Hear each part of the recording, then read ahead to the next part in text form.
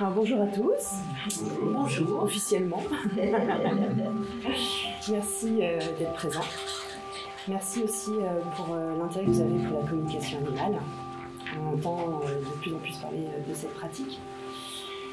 Alors aujourd'hui, il y a un petit programme par rapport à l'atelier, c'est-à-dire que je vais commencer par me présenter un petit peu, présenter Animavie, le domaine de la vie aussi qui est ma ferme refuge, et ensuite vous expliquer un petit peu comment ça se passe. En fait, on va faire une partie théorie, en gros, et ensuite pratique. Vous allez avoir l'occasion aujourd'hui de vous connecter à votre propre animal. Super. Est-ce que vous avez tous des animaux? Oui. Tout le monde? Sinon, c'est pas grave. Hein. Mais il faut le dire. Voilà. Donc, parce qu'on peut tous communiquer. On a tous cette capacité-là. Nous sommes des animaux, de base. Donc, il faut juste réapprendre cette communication. Et comme tout, que ce soit pour la maladie ou tout, quand il n'y a plus de solution classique, reconnue, on se tourne vers le domaine spirituel. Mais sachez une chose, déjà par rapport à ça, il n'y a personne d'autre que vous qui est le mieux placé pour savoir. Parce que dans votre cœur, il sait. Alors déjà, quand on est communicant, on est très empathe. On va ressentir vos émotions et celles des animaux. Déjà, il faut arriver à se centrer et on est empathique, donc on veut aussi vous aider. Donc il faut arriver à se protéger de ces émotions-là et être centré, parce que sinon, on n'a pas accès à l'information. Ensuite, les animaux ont leur libre arbitre. Donc s'il fugue, c'est qu'il y a un message derrière. C'est parce qu'il a eu envie de partir. Après, il y a des choses plus compliquées. Les vols. Il y a de plus en plus de vols. Et les animaux peuvent être vraiment perdus.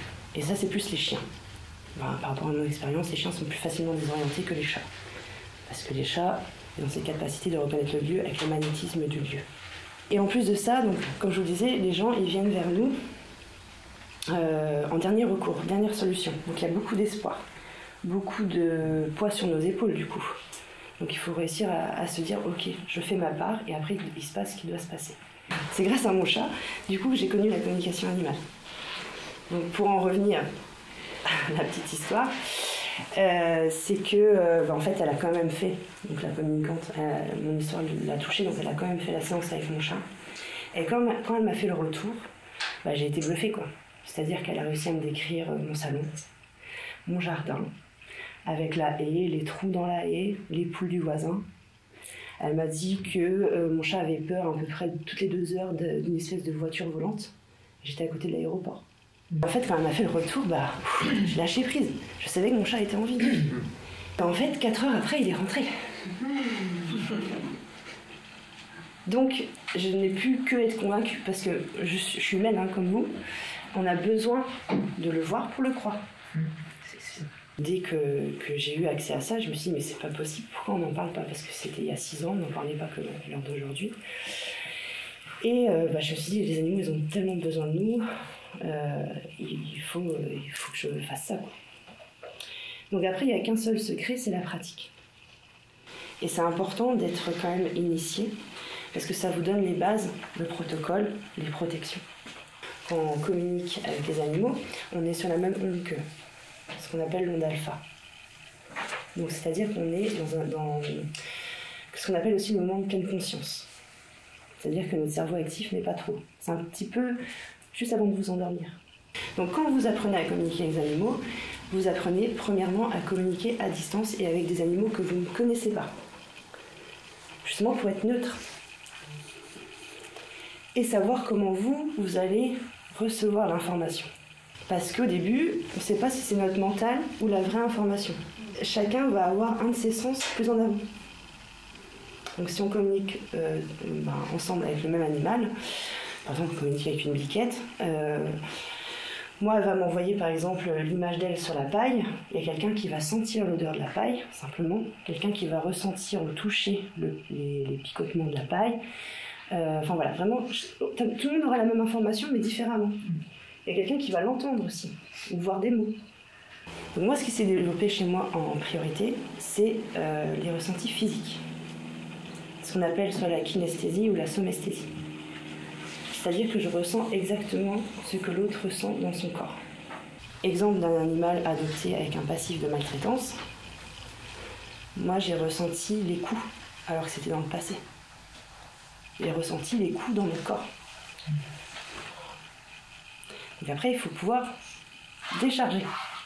Mais c'est merveilleux, parce qu'après, la plus belle des reconnaissances, c'est de les voir apaisés et de vivre en harmonie avec les autres et leur famille. Plus on communique, plus on va ouvrir nos canaux de médiumnité.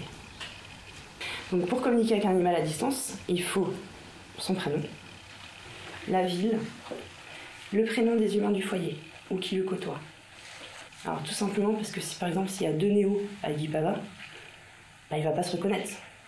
Tandis que si on précise le nom des humains, il sait que c'est lui. Après on apprend à s'écouter. En fait, la communication animale, elle a des bienfaits pour les animaux, certes, mais pour vous aussi. Parce qu'il faut d'abord comprendre comment vous accueillez vos émotions dans votre propre corps pour comprendre celles des autres. Parfois, une seule séance suffit, parfois à régler des comportements qui sont vus depuis un an avec des éducateurs ou des comportementalistes, mais ça arrive en complément. Donc parfois, en une séance, c'est réglé. Parfois, il faut un peu plus, il faut un protocole. Mais le protocole, il s'arrête à 1 mois. Si au bout d'1 mois, l'animal n'est pas rentré ou que son comportement n'a pas changé, c'est que la communication, c'est pas sa solution, tout simplement. Donc on peut très bien être ici, aussi, pour revenir sur la notion de temps et de distance, être ici et communiquer avec un chien en Floride. C'est pas grave, hein. Tout passe par les émotions.